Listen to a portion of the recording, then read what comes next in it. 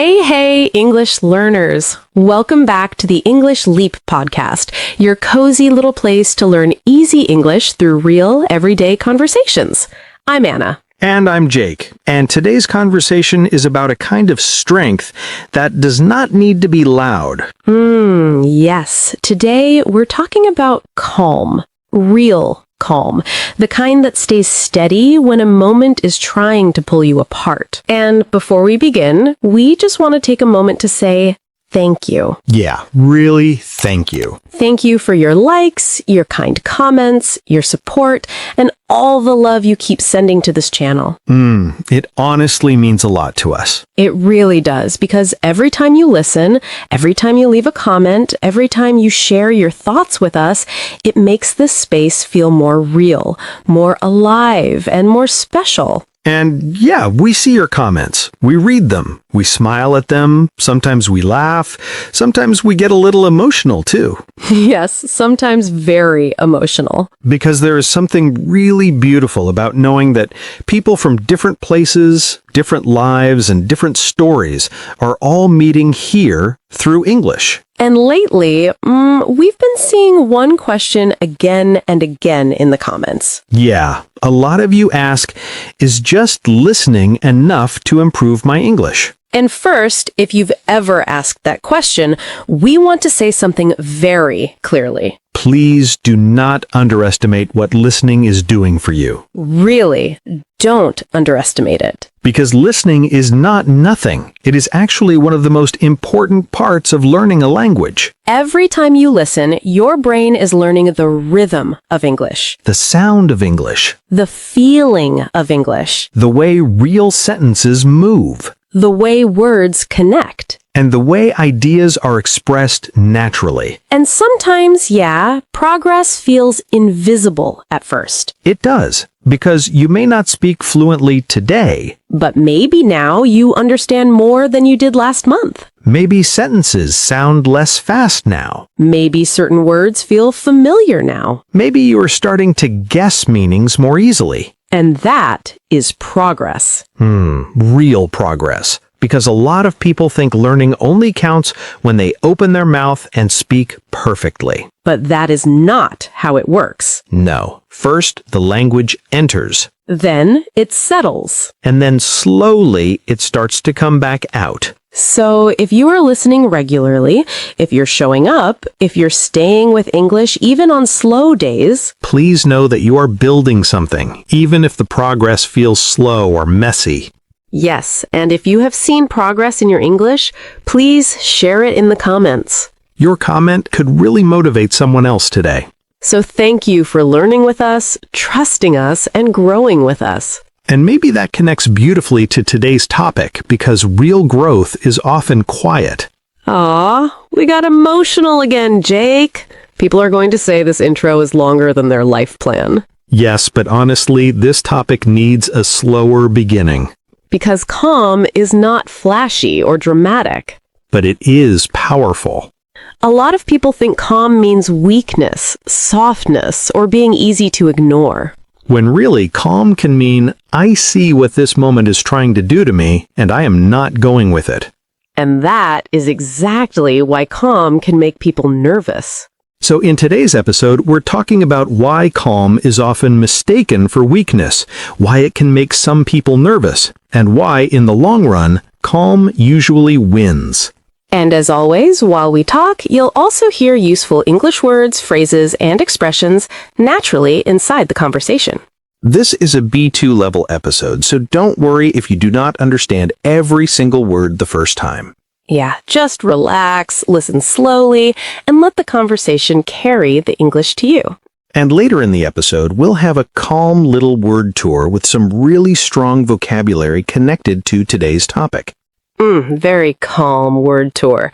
So, if you've ever stayed quiet in a moment where the old you would have reacted badly, Or if you've ever realized that your calm made you look stronger, not weaker, or if you're still learning how to stay steady without becoming cold, then this episode is for you. and tell us in the comments, do you think calm is something people are born with? Or something life teaches them the hard way. Ooh, that's a good one. I know. Quiet topic, dangerous question. Exactly. And if you enjoy learning English with us through calm, natural, everyday conversations, don't forget to like this episode, subscribe to the channel, and share it with someone who might really need it. All right. Let's begin. Why is calm so often mistaken for weakness? I think one reason is that calm does not announce itself. It does not walk into the room saying, "Look at me, I'm powerful." Right, it does not perform. Exactly. Loud reactions are easier to notice, so people often trust noise before they trust depth. Oh, that's good. Noise before depth. Because if someone is speaking loudly, reacting quickly, interrupting, or showing big emotion, people immediately think, okay, that person has power. But if someone stays calm and composed, that can look very different. Yes, and if someone is composed, they stay steady and in control, especially in a tense moment. Which sounds simple until you actually try to do it. Exactly. Very easy in theory, much harder at 8:17 p.m. in the middle of a family argument. Very specific, Jake. I respect detail. But that's true. Calm can be misread. Yes, if someone is misread, people understand them in the wrong way. So they look at a calm person and think, weak, passive, easy to ignore. When actually, that person may be doing a huge amount of inner work just to stay grounded. That's the part people don't see, isn't it? Exactly. Because a calm person may look quiet on the outside, but inside they may be choosing every second not to let the moment control them. That's real. I always think of it like this. A tree with deep roots doesn't look dramatic. It just stands there. But when the wind comes, suddenly you understand where the strength was. Oh, I love that. Because from far away, stillness can look like weakness, but up close, sometimes it is stability. And I think that's why calm gets underestimated so often. It's a quiet kind of strength, and quiet things are easy to judge too quickly. Very true. People often assume that if you are not reacting strongly, you must not care strongly. When the opposite can be true, sometimes the calmest person in the room is the one feeling the most, but holding themselves with the most care. Exactly. And honestly, that takes strength. And I think English learners know this feeling too. Yes. Sometimes when you speak English slowly, carefully, and calmly, people may think you are less confident. When really, you may just be thinking clearly and choosing your words with care. So please remember, being quiet for a second does not mean you are weak in English. Sometimes it means you are being thoughtful. Yes. And once calm is misunderstood, the next strange thing happens. Sometimes it starts making people nervous. Yes, because some people are very comfortable when they know how to move you emotionally. Right. If they know how to push your buttons, they feel in control. Exactly. If they can provoke you, they understand the situation. And to provoke someone means to push them emotionally and try to get a reaction from them. Anger is familiar. Panic is familiar. Defensiveness is familiar. But when someone stays calm, suddenly the usual script stops working. And that can make the other person feel unsettled. Yes, if someone feels unsettled, they feel a little uncomfortable, shaken, or unsure. Because they were expecting one kind of moment, and now they have no idea what to do with the new one. A difficult day for chaos. Very difficult. Chaos was expecting cooperation. And got nothing. But that really is the point. Calm changes the energy of the room. It takes drama and leaves it standing there by itself. Oh, that's good. It's a bit like someone throwing a ball hard at a wall and suddenly realizing the wall is not there. Their own energy keeps going. Wow. Yes, that's exactly the feeling. And I think that's why calm can feel powerful without doing much. It doesn't chase the chaos. It just refuses to feed it. And that refusal says something. It really does. It says, I see what's happening, and I'm not joining it. Which can be deeply confusing for people who expected a fight, a panic, or a performance. And honestly, this happens in English too. Yes, sometimes people expect learners to panic when they forget a word or make a small mistake. But when you stay calm, smile, and keep going, the whole conversation feels different. And that calm can actually make you sound more confident, even before your English becomes perfect. That's such an important point, actually. Because calm is not only about what happens around you, it also changes what happens inside you. Yes, because calm protects your clarity. Right. And clarity means being able to think clearly and see what is really happening. Exactly. Pressure makes the mind noisy. It makes everything feel urgent even when it isn't. And then people speak too fast, explain too much, or make decisions they regret later. Which is why calm helps you stay grounded. Yes, if you are grounded, you stay centered and stable instead of being carried away by emotion. I always think of pressure like bad weather. When the emotional wind gets strong, it becomes very easy to lose your balance. But if you are grounded, you do not fly away with every feeling. Exactly. You can still pause. You can still think. You can still notice what matters. And that matters so much because one rushed sentence can create 10 new problems. Honestly, yes. Human beings are amazing at turning one emotional moment into a full week of inconvenience. Very true. Calm gives your mind a little room before your reaction arrives. And sometimes that little room changes everything. That's the real value, isn't it? Calm doesn't remove pressure, but it stops pressure from taking over your thinking. Exactly. It keeps your mind available to you. And for English learners, this point is huge. Because when you panic while speaking English, you often lose words you already know. Yes, your English didn't disappear.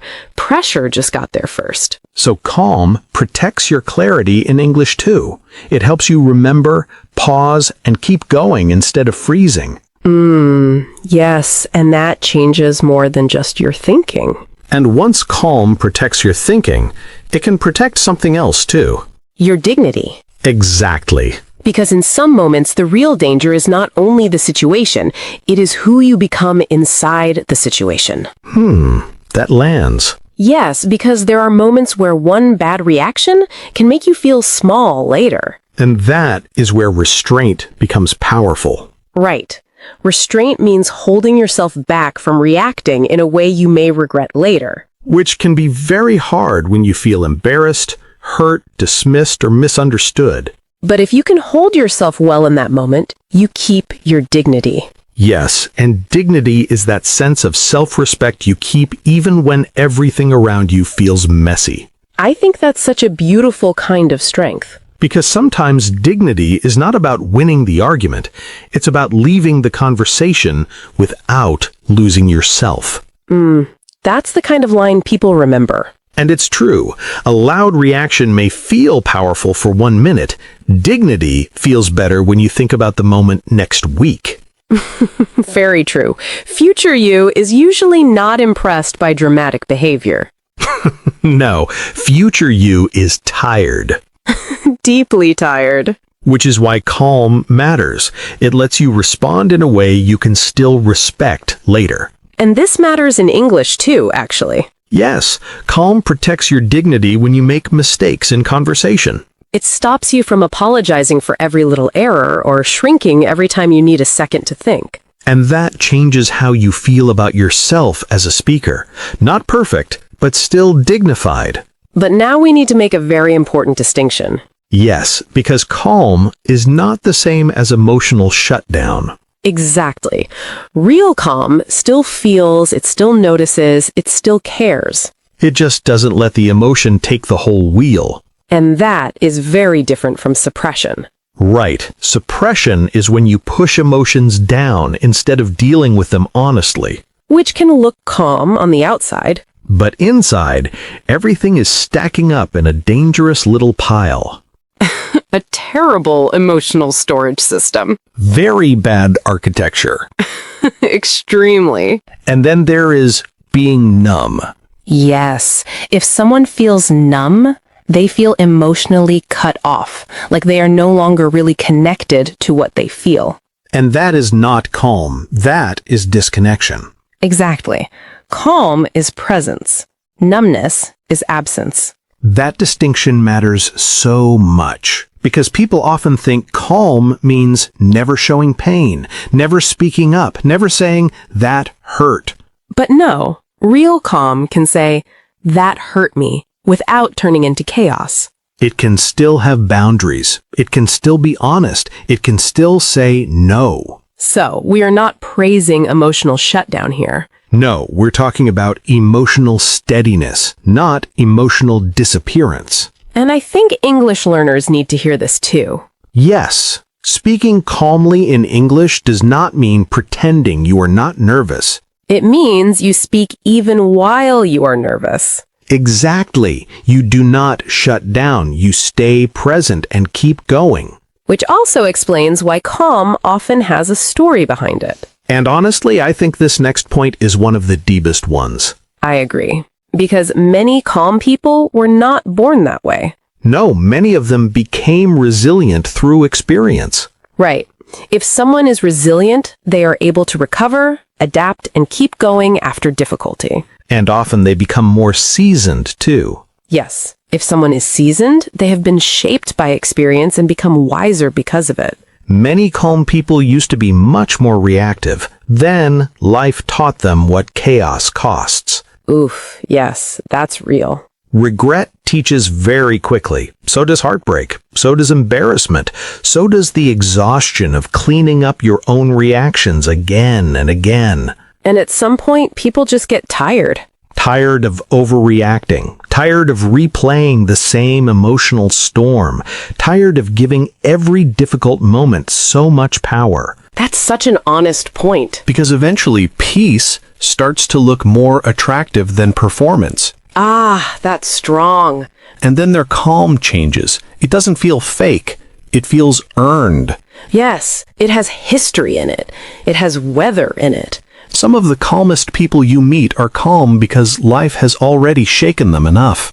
And now they know exactly what they no longer want to become.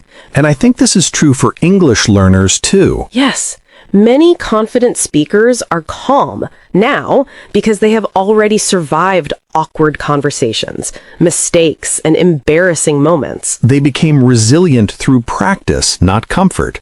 So if English still feels messy sometimes, that does not mean you are failing. It may be exactly how you are becoming stronger. So then the question becomes, how do you actually become calmer without becoming cold? Yes, because that balance matters. A lot. I think it starts with self-regulation. Right. Self-regulation means managing your emotional reactions in a healthy way, instead of letting them control you. Which sounds simple until a real moment arrives and your nervous system has other plans. Very true. But there are small ways to build it. Pause before replying. Breathe before answering. Notice what is happening in your body. Do not hand the world your first emotional reaction every single time. And maybe ask yourself, what does this moment need from me? Not just, what do I feel like doing right now? That is such a useful question. Because the goal is not to become cold. The goal is to become steady. Exactly. If someone is steady, they're emotionally stable and reliable, even when things around them feel shaky. I really love that word. Steady feels warm, not hard, not frozen, just stable. Like a cup of water sitting on a table. The room may shake a little, but the water does not spill everywhere. That image is so good. Because becoming calmer does not mean becoming less human. It means becoming more trustworthy to yourself. That's the real goal, isn't it? Yes, not to become unreachable, not to become emotionless, just to become someone who can stay with themselves in difficult moments. And honestly, that kind of calm really does win. Not always quickly, but deeply. And often for a very long time. And that is probably the real goal in English as well. Not to become perfect overnight, but to become steady enough that mistakes no longer throw you out of yourself. Exactly. Calm English is not perfect English. It is confident, steady, growing English. And honestly, I think that is why calm leaves such a strong impression. Because people may forget your exact words. But they remember the energy you held. And before we close, let's slow down for our word tour and look again at some of the most useful words and phrases from today. Yes, because this episode was all about something quiet, but very powerful. And the words we used today can really help you talk about pressure, emotions, self-control, and inner strength more clearly. So let's take our time with them. And let's begin with a word that fits this episode beautifully. Composed. Composed means calm, controlled, and steady, especially in a difficult situation. For example, even when the conversation became tense, she stayed composed. Or, he looked composed on the outside, even though he was nervous inside. Repeat. Composed. Composed. Next is misread. If someone is misread, people understand them in the wrong way. For example, his calm nature was often misread as weakness. Or, she was quiet, but people misread her silence as fear. Repeat. Misread. Misread. Now let's go to a very important word for this episode. Provoke. To provoke someone means to push them emotionally and try to get a reaction from them. For example, he kept making rude comments to provoke her. Or, some people try to provoke you because they want to control the mood. Repeat. Provoke. Next is unsettled. If someone feels unsettled, they feel uncomfortable, unsure, or emotionally shaken. For example, his calm response left the other person feeling unsettled. Or, she felt unsettled after the strange conversation. Repeat. Unsettled. Unsettled. Next is restraint. Restraint means controlling yourself and holding back from reacting too quickly. For example, his restraint saved the conversation from becoming a fight. Or, it took a lot of restraint not to answer in anger. Repeat. Restraint. Restraint. Now let's look at an important contrast word, suppression. Suppression means pushing your feelings down instead of dealing with them honestly. For example, suppression may look calm on the outside, but it is not the same as real peace. Or, years of suppression made it hard for him to express what he felt. Repeat. Suppression. Suppression. Next is numb. If someone feels numb, they feel emotionally disconnected, like they cannot fully feel what is happening. For example, after too much stress, she felt numb instead of calm. Or, he looked quiet, but inside he felt numb. Repeat. Numb. Numb. Next is a strong word, resilient. If someone is resilient, they are able to recover, adapt, and keep going after difficulty. For example, over time, difficult experiences made her more resilient. Or, resilient people still feel pain, but they do not stay broken by it. Repeat. Resilient. Resilient. And now let's go to seasoned. If someone is seasoned, they have been shaped by experience and have become wiser because of it. For example, he had a seasoned calm that came from years of experience. Or, she sounded seasoned, not because life was easy, but because she had learned from it. Repeat. Seasoned. Seasoned. Next is a very useful phrase for everyday life, self-regulation. Self-regulation means managing your emotional reactions in a healthy way. For example, breathing before replying is one form of self-regulation. Or, good self-regulation helps you stay calm under pressure. Repeat. Self-regulation. Self-regulation.